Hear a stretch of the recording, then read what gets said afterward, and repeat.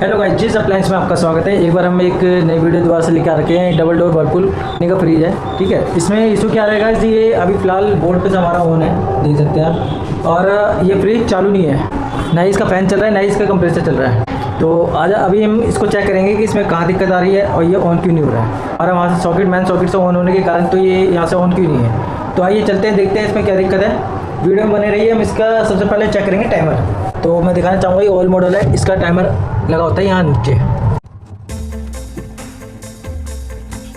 तो गाइस, हमने इसका नीचे का जो पोर्शन है वो हमने खोल दिया है, ठीक है। तो आइए हम देखते हैं इसका ये टाइमर है, ठीक है।